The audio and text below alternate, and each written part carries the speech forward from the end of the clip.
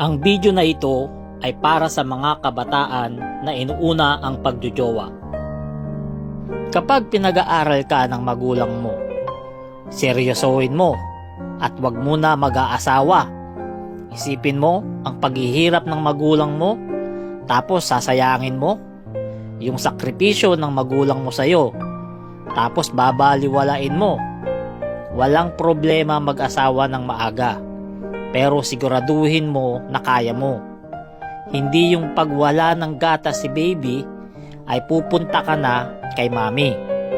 Pag wala ng diaper si baby, tatawag ka na kay daddy. At pag wala na kayong makain, sa bahay ng magulang makikikain. At pag tiniis kayo ng magulang nyo, sasama pa ang loob nyo dahil sasabihin nyo pinapabayaan kayo.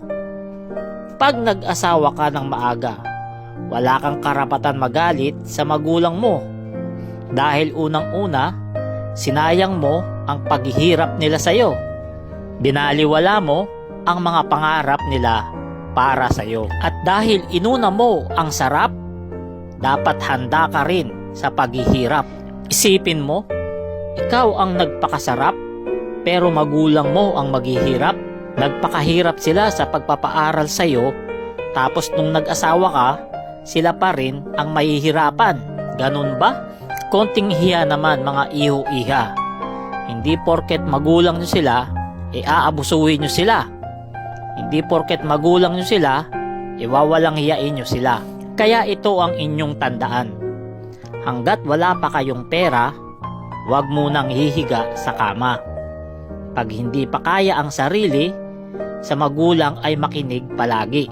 At para hindi maging bobo, huwag muna kayo papasok sa kwarto. Kaya sa mga kabataan na makakapanood ng video na to, huwag nyong uunahin ang sarap kung hindi nyo naman kaya ang maghirap. At huwag uunahin ang libog, lalong-lalo na kung wala pa kayong ibubuga. Inuulit ko, walang problema mag-asawa ng maaga, basta siguraduhin nyo kaya nyo ang sakripisyo. Salamat.